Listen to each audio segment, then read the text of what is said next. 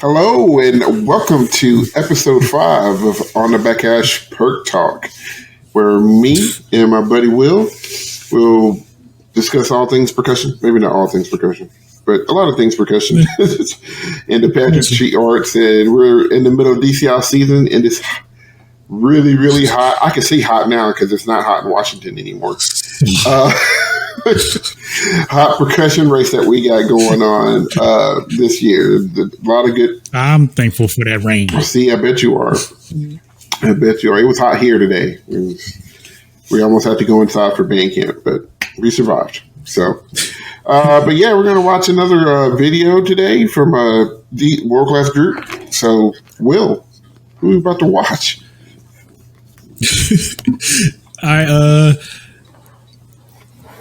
This will be, if I'm not mistaken, this will be my first time even seeing it also.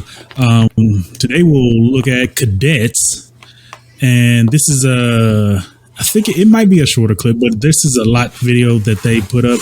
Well, no, this video actually comes from Vic Firth. Okay. So definitely should know that the quality should be. Oh, yeah. But yeah, finally get to dig in to see what Cadets has been ramming down there on the field. They are definitely doing cadet things. So, looking forward to seeing this. Like I said, always, most of the time, about 9 out of 10 times, I haven't seen a lot of videos. I don't really watch a lot of stuff. So my reactions are pretty spot on. So I don't really say too much unless it gets to me. Oh yeah. This one's gonna be raw for both of us this time, because I just found this one. Just found hot off the presses. We need the horn.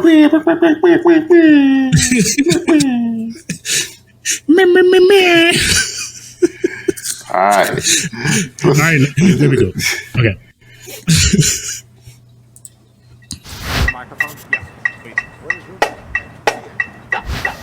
Oh,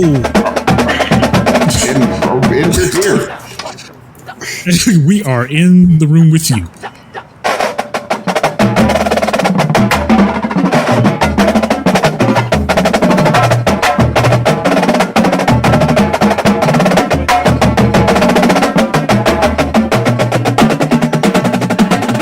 Okay, modulation.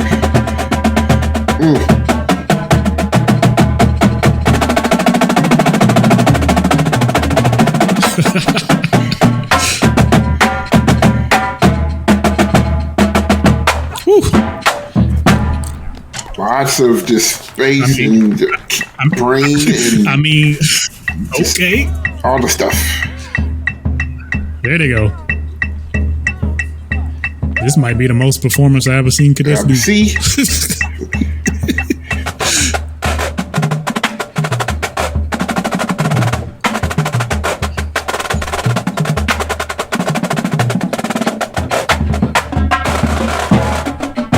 I feel like they keep their snares lower than most groups.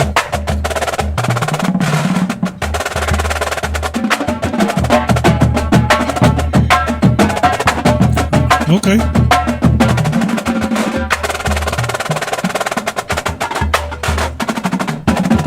Okay, yeah.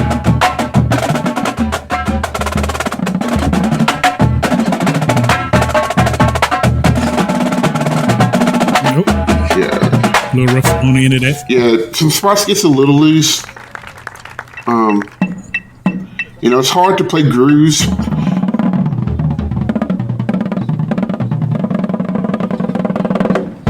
Yeah, bass. See, they have a tom sound in their basses. Mm-hmm.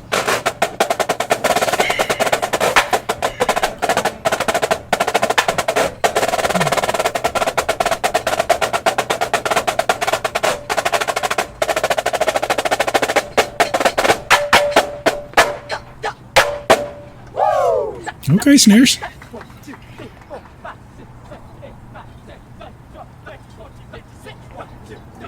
Appreciate the counting. That is very professional counting. I like it.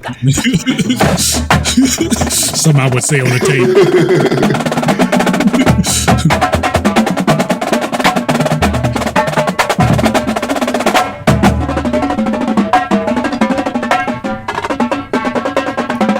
Yeah, both their tenors and their bass have a little bit of twang.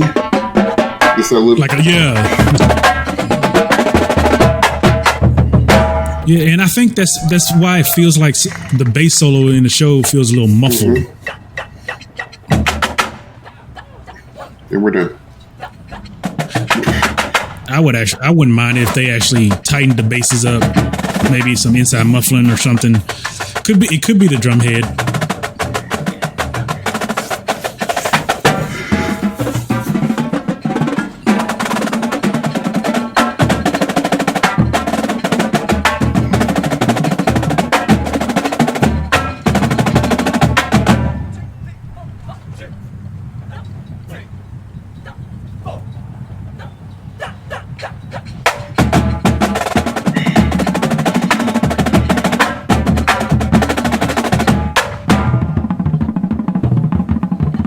You hear what I mean? Yeah. It's almost like nice crescendo. Tighten them up to get a little.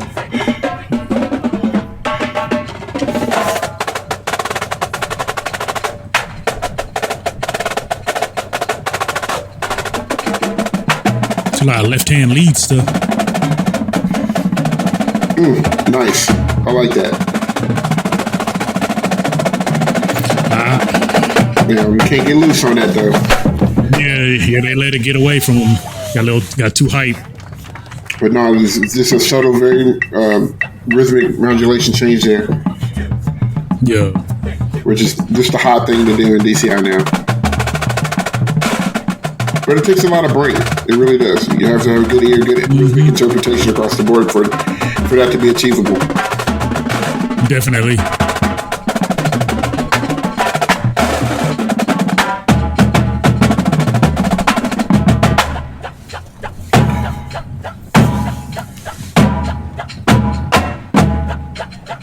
Piece of space.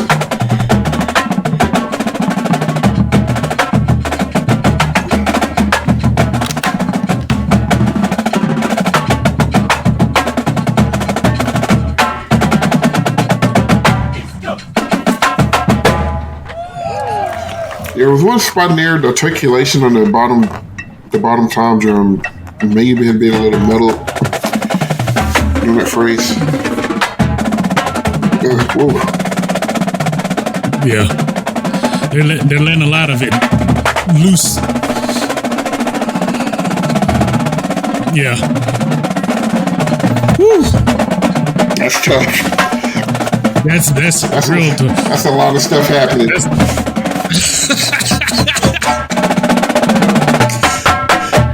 Yeah, they might want to run that back.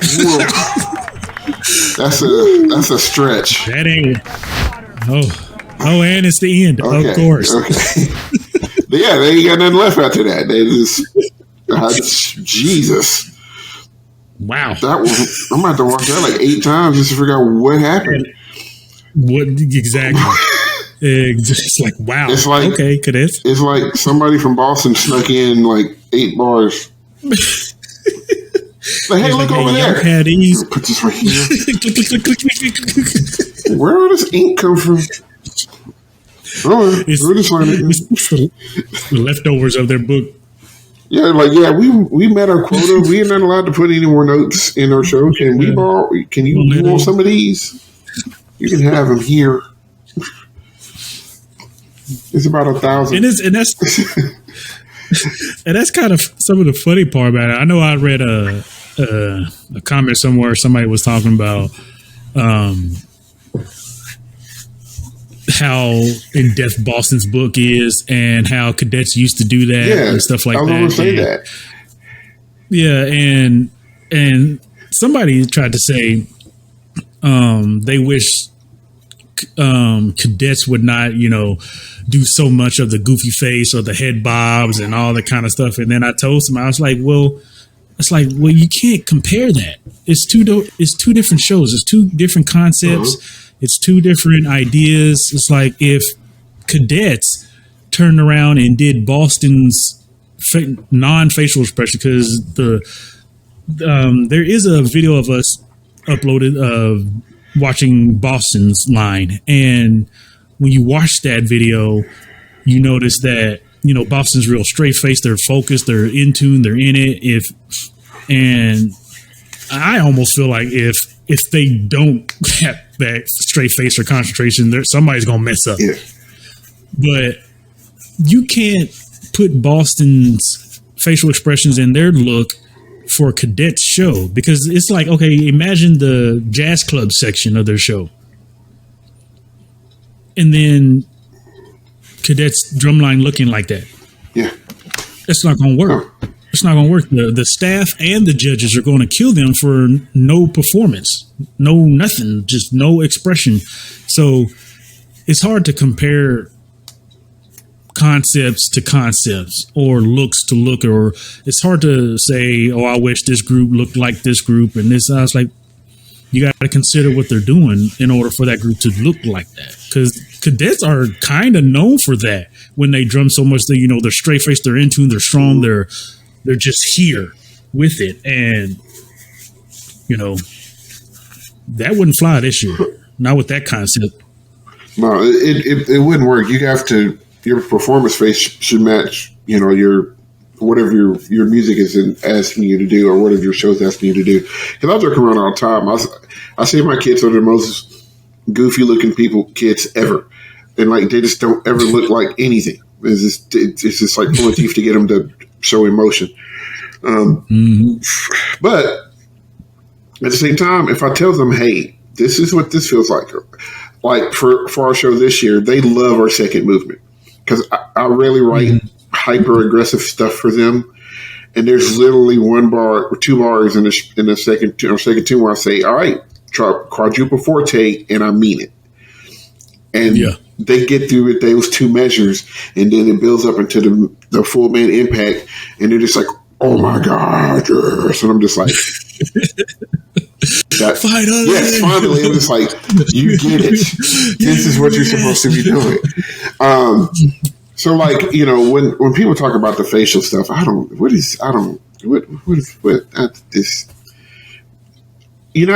Adam and Eve. You're not smiling the whole time. Ain't nothing about Boston show happy.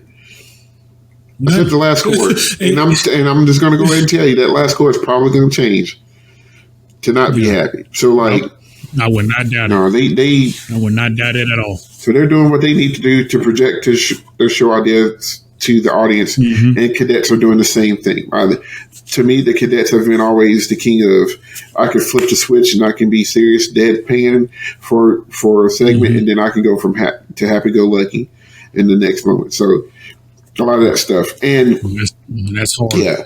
I think part of the problem with their greatness in their show is it's a lot of it's the grooves, and when a lot of times when you have grooves, you want to be on the backside of the beat. Even though percussionists are leading tempo, you still want to lead them to the backside. So a lot of that stuff is laid back. So a lot of interpretation has to happen from all of those players on the field, and probably the front ensemble too, to make that happen the way that it needs to happen.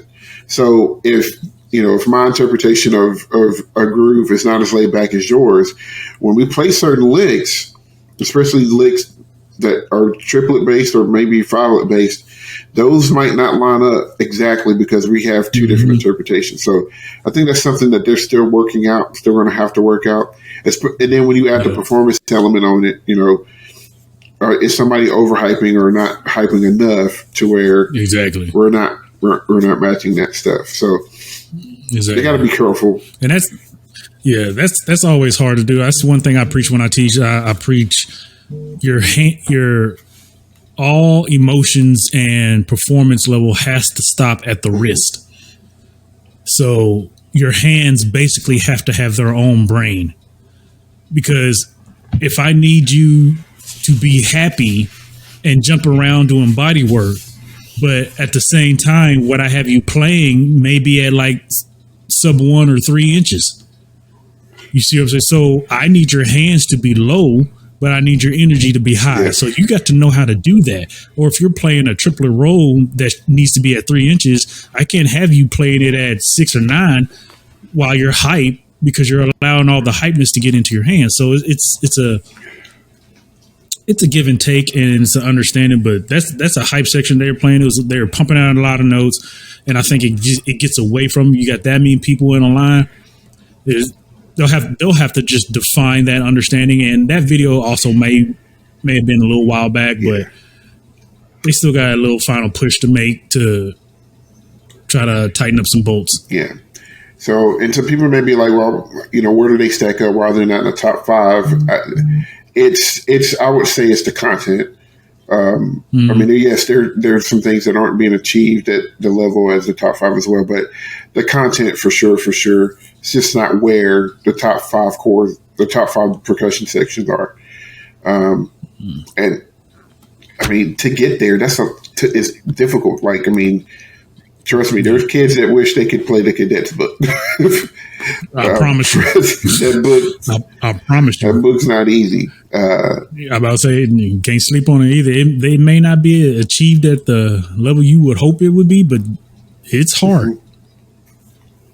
So, just kind of looking into that, but Cadets have always had a strong tradition of percussion excellence, and that's what some people don't take into account when it comes to drum corps, how important the staff is. Because everybody's like, oh, Boston. Well, guess what? A lot of Boston staff used to be at Cadets.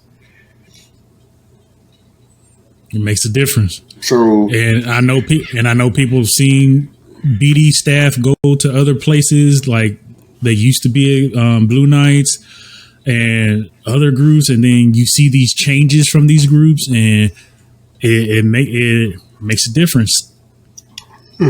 Makes a difference. It does. And, I know it's Perc talk, but it's the same thing with the brass arrangement. I mean, there's some been shifts in the past few years about brass arrangements, and I'm just like, why do I like this book more than I typically do?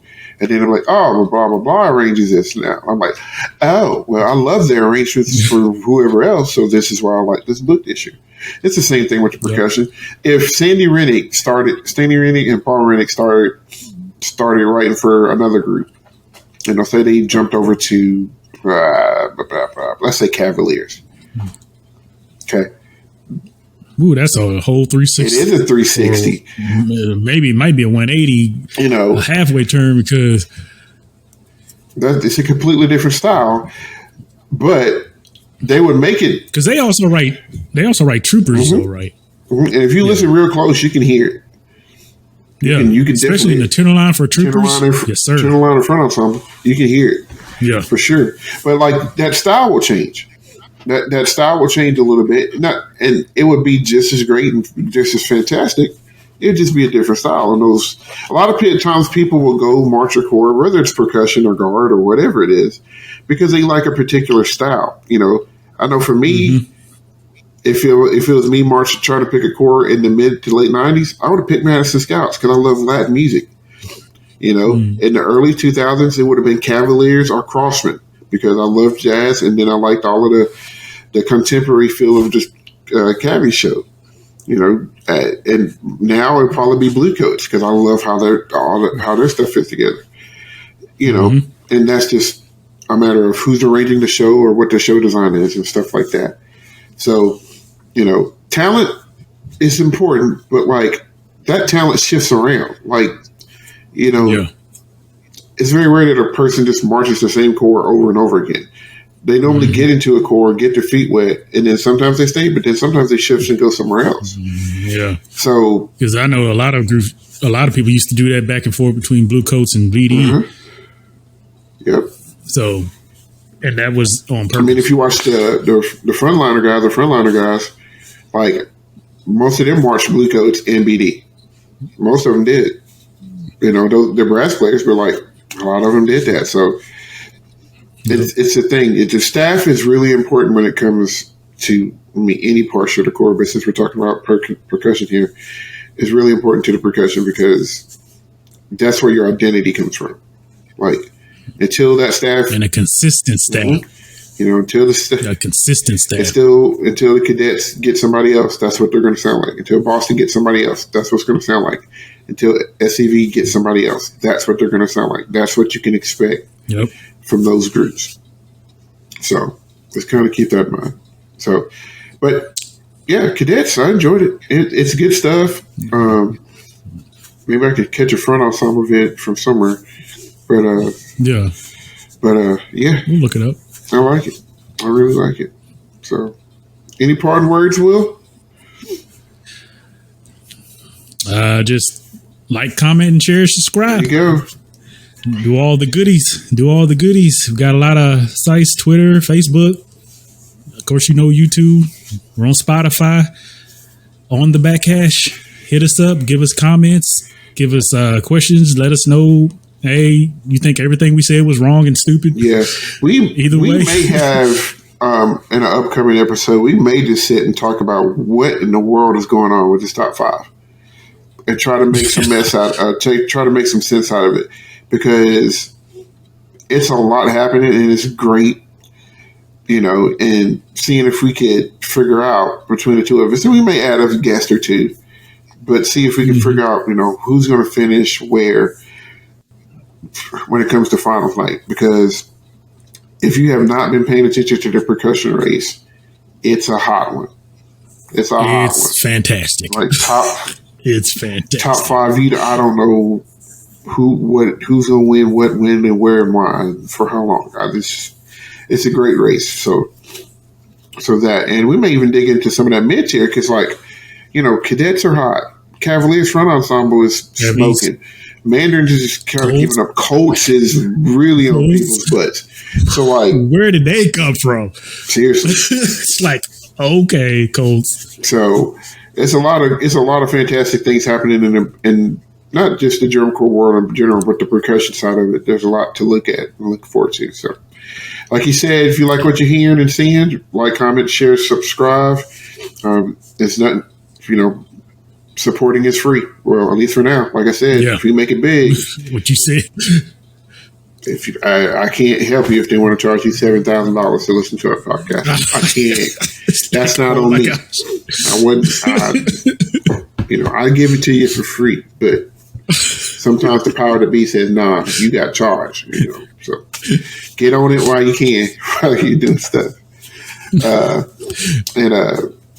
Like we said before, Drum Corps Circle is doing our favorites award ceremonies. So go judge, go fill out the form, vote on your favorite field commander, your favorite front ensemble, your favorite cymbal line, and there's some hot ones.